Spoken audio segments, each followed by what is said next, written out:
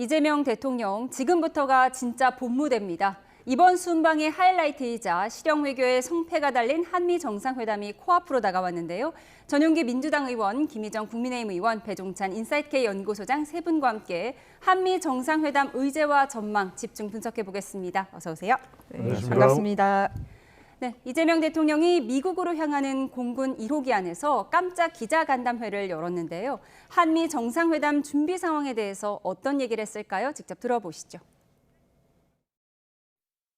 트럼프 대통령은 자신이 어떤 방식으로 협상하는지 거래의 기술을 다 써놨더라고요. 안보 문제, 국방비 문제, 또 관세 협상 문제, 그 말고도 여러 가지들이 예측되고 있죠.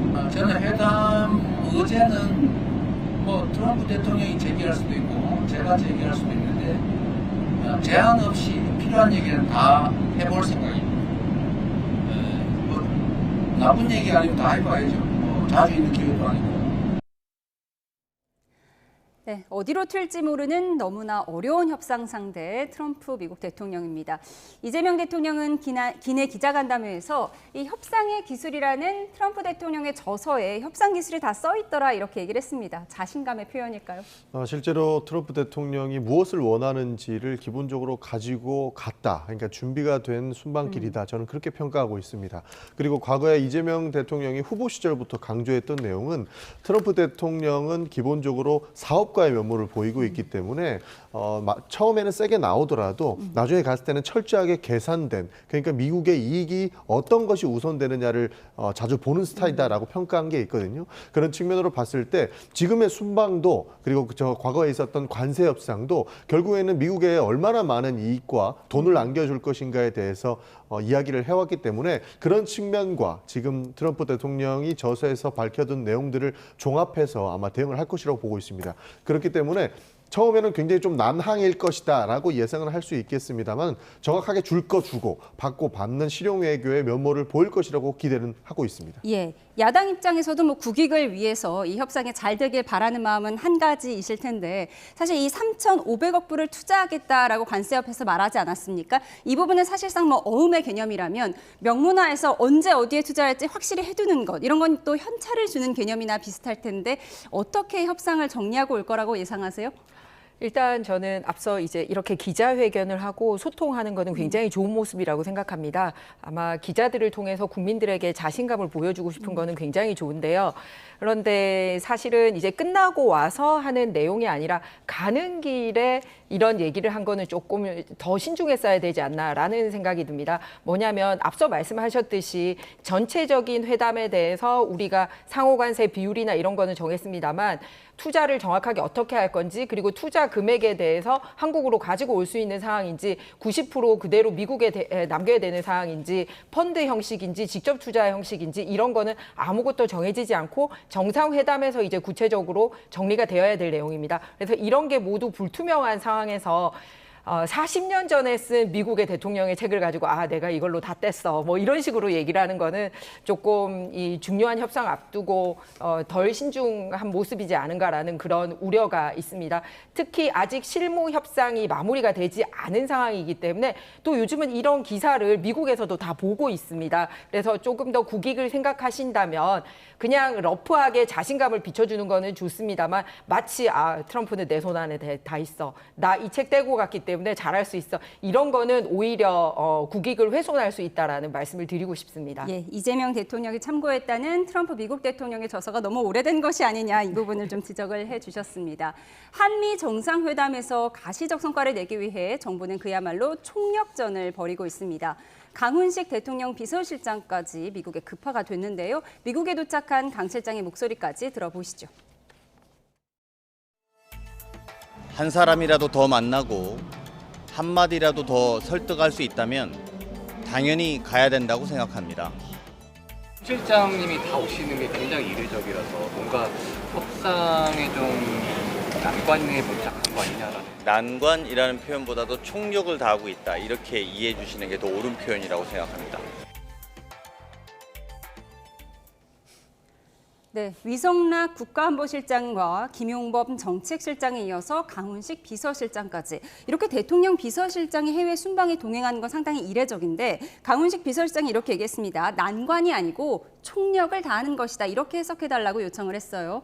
그렇죠. 이 메시지를 정확하게 해석을 해보면 여러 가지 조짐 자체가 어렵기 때문에 총력을 기울여야 된다. 이렇게 해석이 돼요. 정확한 표현일 수가 있고 이해일 텐데 그런 난관 상황에서 그럼 왜 난관이 발생했냐면 실제로 조현 외교장관이 외교적인 결례일 수도 있습니다. 한일 정상회담도 동행을 해야 되는데 미국을 먼저 가는 것은 그만큼 미국이 긴박했다는 뜻이거든요. 그렇다면 왜일까? 이른바 이번 협상은 통중방입니다. 통상 관련해서 어떻게 우리가 접근하는가? 중국 이야기가 안 나올 수밖에 없을 거예요.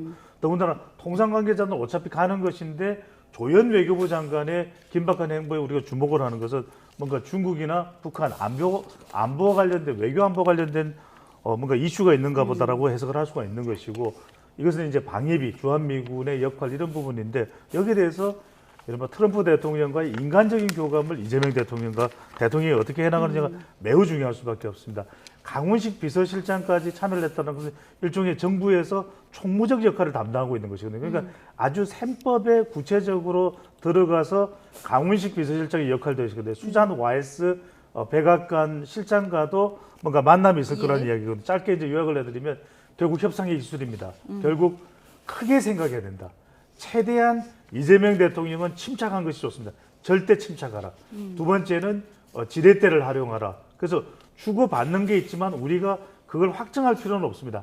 마지막에 이 최대의 성과를 거둬야 된다는 것이 트럼프 대통령의 전략이기 때문에 미국이 최대의 성과를 가져가는 듯하지만 실은 우리가 최대의 성과를 가져오는 듯한 그런 절묘한 접근을 하는 것이 최고일 수 있기 때문에 제일 중요한 건 침착 또 침착해야 됩니다. 예, 강훈식 비서실장이 카운터파트로 수지 와이스 실장을 만날 수지 가능성에 와이스, 네. 대해서 언급을 하셨는데 뭐 얼음 공주라는 별명이 있다고 해요. 첨언 있으시면 짧게 듣겠습니다. 그렇습니다. 이 수지 와이스는 워낙 이제 트럼프 대통령의 대선 가도 때부터 그 이전부터 관여를 했을 정도로 말 그대로 최애입니다. 그러니까 수지 와이스는 백악관의 살림살이 또 아주 꼼꼼하게 이렇게 업무를 챙기는데 탁월하거든요. 그 이야기는 비서실장까지 동행하는 순방이 흔치 않습니다. 그런데 그런 꼼꼼한 것까지도 챙겨야 되고 그것을 의사결정 내려야 될 사안들이 꽤 있을 수 있다라고 이제 확인할 수 있기 때문에 이 부분을 강 실장이 역할을 잘해야 될 것으로 보입니다. 예.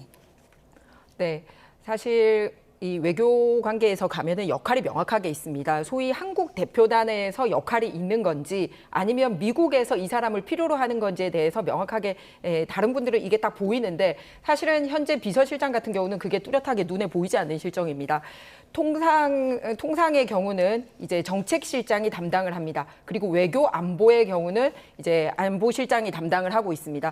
그러면 비서실장이 이제 한국에서 사실은 대통령실을 총괄하고 통합을 해야 되는데 비웠다라는 거는 정무적인 역할을 할 사항이 발생했다라는 것을 보여줍니다. 그런데 이게 왜 발생했는지를 보면 앞으로 주의해야 될 점을 말씀드리고 싶습니다. 뭐냐 하면은 워싱턴의 주미 대사가 후임 대사가 결정되지 않은 상황에서 중요한 미국과의 협상을 앞두고 미국 대사 그리고 일본 대사 이후에 있는 모든 나라의 대사들을 전원 다 불러들인 바가 있습니다. 그러다 보니까 사실은 유럽에서는 어떻게 미국 관계를 대응하고 있는지 일본에서는 어떻게 대응하고 있는지 그리고 워싱턴에서 나와야 되는 정부가 몇 달간 공백이 있었습니다. 그렇기 때문에 정무적인 공백이 굉장히 컸기 때문에 그거를 지금 이제 비서실장을 통해서라도 커버를 해야 될 상황이 발생하지 않나. 그래서 앞으로는 이런 인사를 하는 데 있어서 조금 더 신중하고 타이밍을 잘 맞춰야 된다라는 그런 메시지가 남지 않나라고 생각을 조현 합니다. 외교부 장관이 왜 일본을 건너뛰고 미국으로 갔을까? 또 강훈식 비서실장까지 급파된 이유가 뭘까? 이 이유를 두고 이제 야당 입장 먼저 들어봤는데요. 여당 입장 짧게 듣겠습니다. 실제로 답을 내려야 되기 때문에 그렇습니다. 그러니까 강훈식 비서실장 같은 경우에는 기본적으로 대통령실 전체의 총괄 실무를 보고 있다고 해도 과언이 아니지 않습니까? 그리고 정책을 수행하는 과정 중에 강훈식 비서실장의 입김이 아주 크게 작용을 할 텐데 대통령께서 굉장히 협상을 잘 해오시고 그다음에 외교 라인을 통해서 그 협상에 그다음에 그 이음새를 잇는다고 하더라도 결국 대통령실에서 실무적으로 조율하는 가능성이 가장 필요한 상황이지 않겠습니까? 그런 측면에서 지금 강훈식 비서실장이 마지막에 미국 미국에도 답을 주고 대한민국에 바로 즉각적으로 적용할 수 있는 그 선례를 만들기 위해서 갔다라고 보는 겁니다. 그렇기 때문에 여러 가지 난관이라고 평가를 하지만 답을 내리기 위해서 실질적으로 대한민국의 국익을 중심으로 하기 위해서 막판 조율을 하러 강훈실장을 갔기 때문에 저희는 총력을 다했다, 총력을 다하고 있다 이렇게 평가하고 있는 겁니다. 난항이 아닌 총력을 다하고 있는 이 방미 일정을 시작한 이재명 대통령. 이에 앞선 한일 정상회담에서 이시바 총리는 대미 협상의 경험담을 이 대통령에게 전해준 것으로 전해지고 있는데요. 대통령실은 만찬 테이블에서 일본 측의 세심한 배려를 엿볼 수 있었다고 밝혔습니다. 메뉴는 두 정상의 고향 음식이었다고 합니다. 영상으로 보시죠. 네, 이재명 대통령의 고향 안동의 소주와 찜닭, 그리고 이시바 총리의 고향인 도토리현의 맥주와 카레가 등장했다고 하는데요. 이시바 총리의 레시피로 만든 카레입니다. 이시바 총리는 대학 4년 내내 먹을 정도로 카레를 좋아했다고 하죠. 도토리현산 락교와 도토리현산 와인이 들어가는 게 특징이라고 하는데요. 이시바 총리가 도토리현 출신이죠.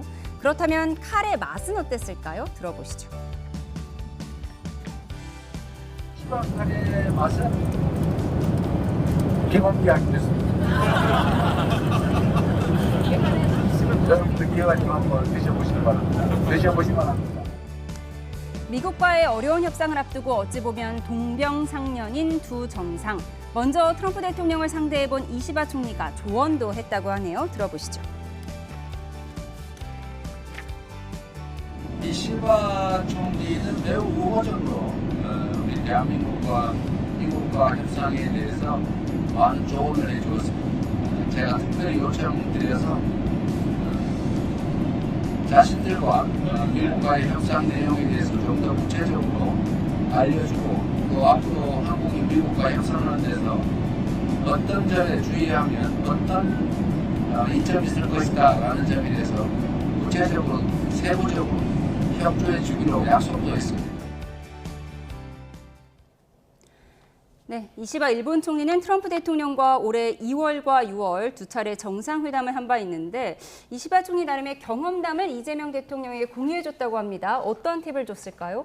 실제로 어떤 팁을 줬느냐를 말하기는 어렵습니다만 이시바 총리가 그래도 실제로 한미 정상회담이 성공적으로 끝나길 바라는 마음 정도는 확인했다라고 볼 수 있습니다. 실제로 미국의 보수 언론지에서도 이재명 대통령에 대한 걱정이 많았으나 그것은 정반대다라는 평가를 많이 하고 있습니다. 그리고 신문에 8면에서 9면 가까이를 이재명 대통령의 이야기를 실을 정도로 지금 한국과의 관계 개선을 굉장히 신중하게 보고 있거든요. 그런 측면에서 그래도 친한계로 불리는 이시바 총리가 실제로 한미 관계 그리고 이 협상에 도움을 주고 한일 관계의 미래를 그려나갈 수 있는 것을 도모하고 있다. 저는 그렇게 평가하고 있습니다. 그런 측면에서 좋은 팁을 주지 않았을까 싶은 생각을 가지고 있습니다. 예, 이른바 이시바 레시피로 만든 카레, 이재명 네. 대통령이 썩 맛있게 먹은 것 같지는 않아 보입니다. 다만 한일 네. 정상 사이가 좀 좋아 보여서 이거는 야당에서도 뭐 긍정적으로 보시죠. 네, 그렇습니다. 한일 관계에 있어서 전 정권에서 셔틀 외교를 복원을 했는데 그 뜻을 이어가겠다라고 한 거는 굉장히 좋은 뜻으로 받아들입니다. 앞서 이제 대통령실에서 이제 일본을 거쳐서 미국으로 가는 과정에 있어서 이제 일본에서 조언한 내용이 뭐냐면 사실 끝날 때까지 끝난 게 아니다라는 내용이거든요. 뭐냐면 후속 조치가 굉장히 중요하다. 협상이 끝났다고 해서 끝난 게 아니라 협상 후 조치가 중요하다라는 조언을 받은 걸로 알려져 있습니다. 저는 이게 우리나라에 주는 메시지가 굉장히 크다고 생각하는 게 먼저 앞서 출발한 두 분의 실장 같은 경우도 미국에서 맺은 상호 관세 관련돼서 다른 얘기를 하고 있거든요.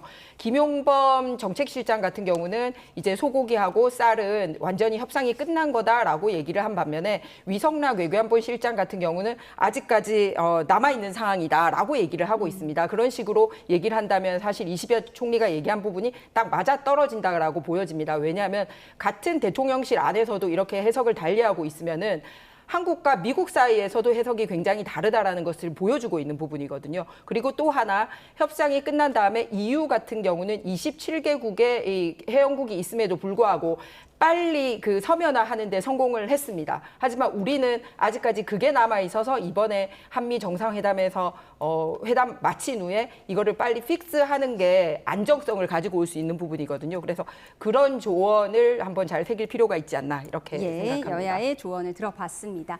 이어서 국내 정치권 소식 짚어보겠습니다. 8.15 광복절 특사로 출소한 뒤 그야말로 광폭 행보를 하고 있는 조국 혁신연구원장. 오늘은 노무현 전 대통령 묘역을 참배했는데요. 그 모습부터 보고 오시죠.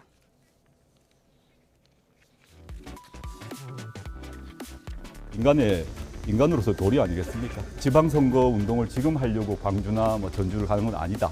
인간으로서의 도리, 예의를 갖추기 위한 그런 행보다. 네, 어제는 문재인 전 대통령이 남부교도소에서 옥중 환갑을 맞았던 조국 원장과 백원우 전 민정비서관을 위해 케이크로 환갑 잔치를 해줬다고 합니다. 조국 원장에 대한 영화 다시 만날 조국도 함께 관람했는데요. 최근 조 원장 행보에 대한 갑론을박이 있지만 문재인 전 대통령 조 원장에 대한 마음을 여과 없이 드러냈습니다. 들어보시죠. 우리 그 조국 대표 정말 잘생겼죠. 우리 곁으로 다시 돌아온 우리 조국 대표 정말 많은 사람들이 너무나 많은 고초를 겪었습니다. 그 다시 만날 조국 영화 제목이 이렇게 실현되는구나. 네, 조국 원장에 대한 광폭 행보, 그것에 대한 갑론을박이 있지만 소장님, 문재인 전 대통령의 조국 원장에 대한 그 마음은 정말 진심인 것 같습니다. 정말 좋아하시는 것 같아요. 그러니까요. 지금 이제 조국 전 대표의 이 정치 행보의 최대 운이라고 봐야 되겠죠. 말 그대로 새애, 극애, 다애, 모든 애가 다 들어가 있다고 볼 수 있고 실제로 이재명 대통령이 최종적으로 사면복권 결정되는데도 바로 요구를 했지 않습니까?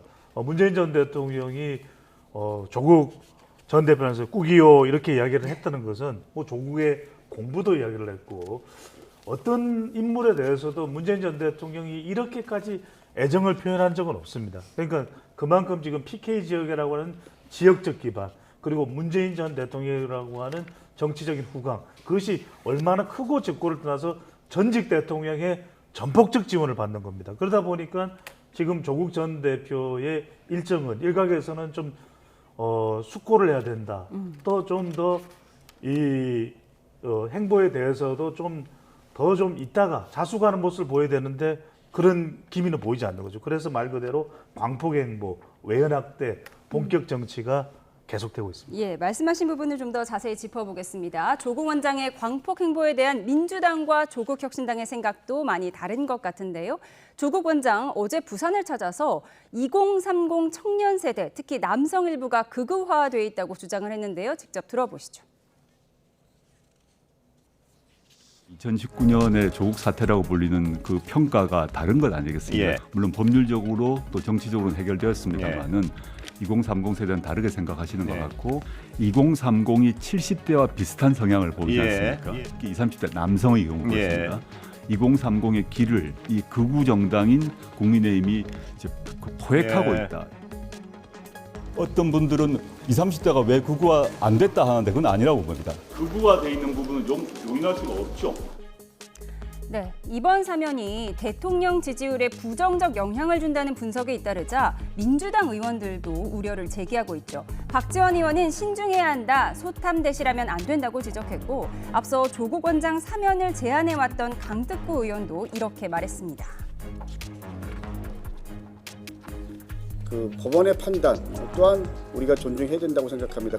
본인의 자숙 또 성찰의 시간도 동시에 필요하다고 생각했던 입장인데 나오자마자 마치 개선 장군인 것처럼 언제 다음에 출마하겠다.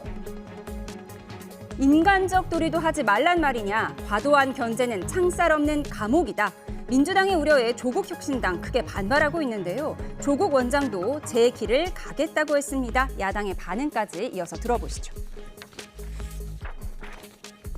민주당에서는 그 사면 이후에 정치적 행보 좀 자극해야 되는 거 아니냐 이런 메시지가 좀 나오고 있는데 예, 다 저를 위한 고언이라고 생각합니다. 그런 말씀하시는 거 다 받아 안으면서 제 길을 가도록 하겠습니다.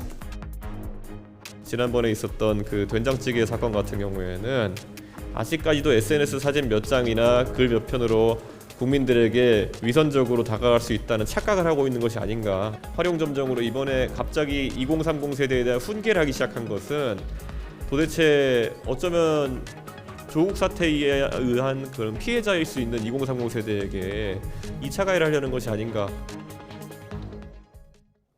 네, 2030 남성인 전용기 의원님께 여쭙겠습니다.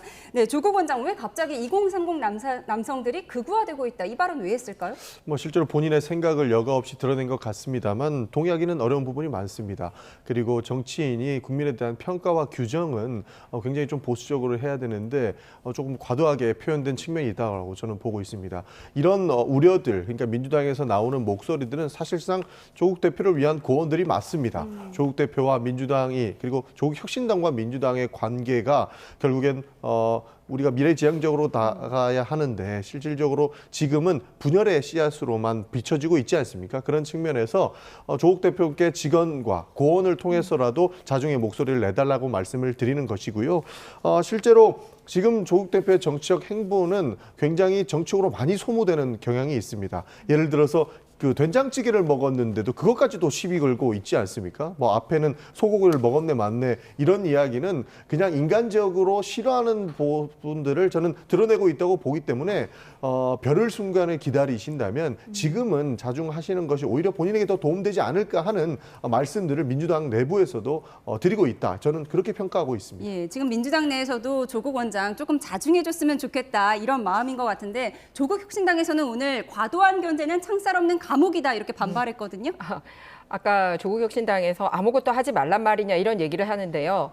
예, 해야 될 걸 해야 되는데 하지 말아야 될 걸 하고 있기 때문에 그렇습니다. 해야 될 것은 반성과 사과입니다. 그런데 반성과 사과 없이 새로운 위선을 보여주고 있기 때문에 그렇습니다. 특히 새로운 위선에 대해서 걱정하는 목소리들에 대해서 뭐 돼지라는지 회개하다느니 뭐 또 뭐라 그랬더라? 예, 꼬인 사람들이라든지 이런 식으로 모두 까기를 하다가 이번에는 2030에 대해서 완전 패기 시작을 합니다. 바로 그 2030 세대가 조국의 입시 부정에 대해서 그 같은 현장에 있었고 가장 분노하는 세력입니다. 그렇다면 입시 부정에 반대하고 위선을 혐오하면은 이런 식으로 공격당해도 되는 겁니까? 그렇다면 모든 사람이 다 공격을 받을 거라고 저는 생각을 합니다. 그렇기 때문에 해야 될 걸 해야 된다라는 말씀을 드리고 싶고요. 있는 그대로 사는 그대로 보여줘야지 본인은 입시 비리하면서 공정한 척 얘기하고 본인은 고기 먹으면서 된장찌개만 먹는 척하고 이런 식으로 실제 사는 것과 보여주는 거를 자꾸 다르게 하려기 때문에 공격을 받는다라는 겁니다. 그런 부분에 있어서 첫 번째 반성하고 사과하시고 두 번째 위선을 거두시면은 그러면은 사람들이 덜 관심 가질 겁니다. 그러니까 저는 사실 그 조국 대표에게 사과를 요구하는 거는 그 전에 윤석열 정치검찰의 정치보복부터 사과해야 된다고 보는 것이고 아직까지 윤어게인을 외치고 있는 국민의힘이 오히려 사과해야 될 대상이라고 보는 겁니다. 그렇기 때문에 조국 대표는 정치적이고 법률적인 책임은 법률적인 책임 측면에서는 이미 지셨다고 보는 것이고 정치적인 책임은 본인이 앞으로 풀어나가실 일이기 때문에 그것을 우리가 왈가할 일은 아니다라는 말씀을 좀 드리고 싶습니다. 하나만 더 말씀드리면 실제로 된장찌개 먹었는데 그것 가지고 시비 거는 거는 저는 꼬인 거 맞는 것 같습니다. 실제로 꼬이지 않고서야 인간적으로 싫어하는 모습들을 이렇게 여과 없이 개혁신당이나 국민의힘에서 보이고 있는데 저는 정치 앞에서 인간적으로 사람을 싫어하는 모습들은 오히려 안 보이는 것이 대한민국 정치 복원에 바람직한 일이라고 생각을 하기 때문에 그 부분은 조금 우리가 좀 지켰으면 좋겠다는 말씀 드리고 싶은 겁니다. 된장찌개 논란이 지금 일주일째 이어지고 있는 상황인데요.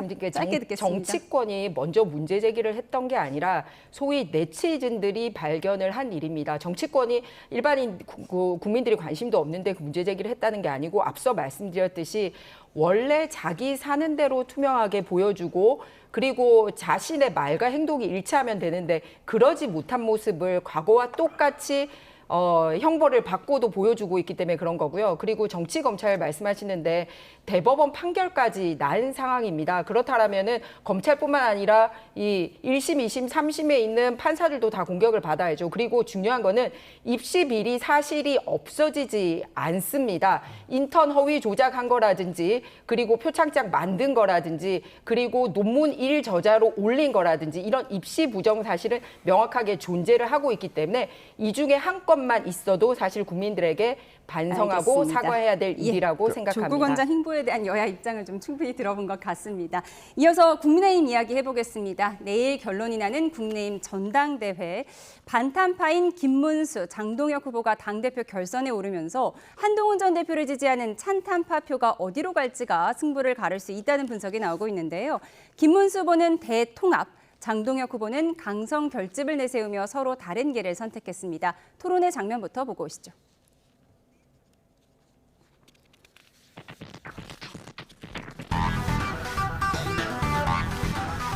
한동훈 대표죠.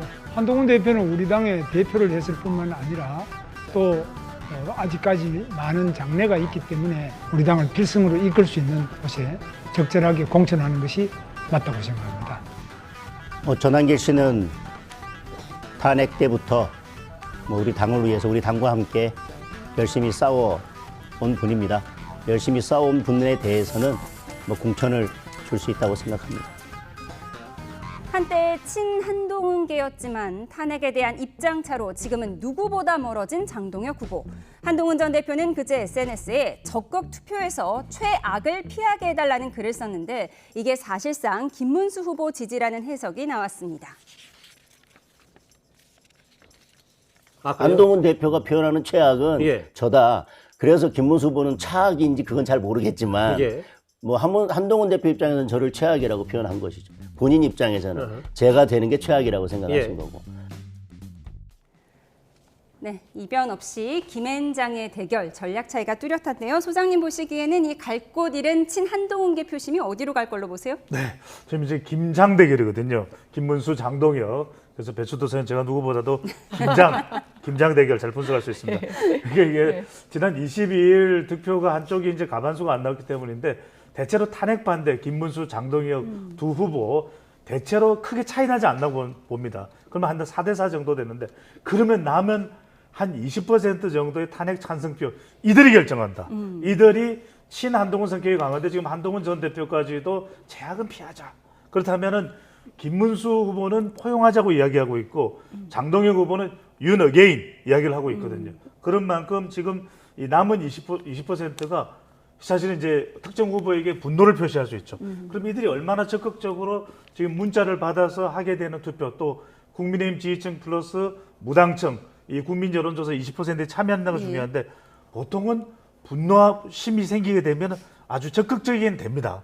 또 하나 반면에 또 장동혁 후보 쪽에서 볼 때는 에이 설마 이제 자기가 민원 후보는 조경태 안철수 누구도 지금 될 수가 없는 상황인데 적극적으로 투표에 임하겠냐. 오히려 불참률이 높아지고 윤 개인이 강하게 작동되면서 오히려 그것이 나에게 더 유리할 것이다. 장동혁 후보 쪽에서 그렇게 생각하는데 이게 미묘해요. 그러니까 말하는 이 한동훈 전 대표 측의 분노 표심이 더 적극적으로 작동하느냐 아니면 어차피 내가 민원 후보가 안 될 때는 이 불참일까 이게 미묘한데 보통은 제가 분노가 세다는 말씀을 드리면서 오늘 분석을 이 정도로 마무리하고 좀 한번 결과를 지켜보겠습니다. 내일 오전 결과를 좀 지켜봐야 할 텐데 당내 상황이니까 김희정 의원님께 좀 여쭈면 탄핵에 대한 입장차 때문에 사실 한동훈 전 대표와 김문수 후보도 사이가 좋지는 않다고 봐야 되거든요. 그런데 지금 김문수 후보가 한동훈 전 대표를 향해서 손을 내미는 양상이에요. 일단 김문수 후보 같은 경우는 모두 다 통합해서 가자는 주의였고요. 오히려 또 장동혁 후보는 개헌 반대 투표도 했었던 분입니다. 그렇기 때문에 지금은 두 분 다 선거 전략상 이렇게 서로 대비되게 하기 위해서 하고 있는 거지 결국은 누가 되던 간에 당내 쇄신과 그리고 여당 견제라는 과제는 똑같이 남겨져 있다라는 말씀을 드립니다. 그리고 무엇보다 관심 없이 진행될 것 같은 국민의힘 선거가 최근에 좀 관심을 받게 돼서 감사하다는 말씀드립니다. 우픈 현실을 말씀을 해주셨습니다. 내일 오전 10시에 결론이 나는 거죠? 네, 내일 오전 결과를 지켜보도록 하겠습니다. 지금까지 전용기 민주당 의원, 김희정 국민의힘 의원, 배종찬 인사이트K 연구소장과 함께했습니다. 고맙습니다.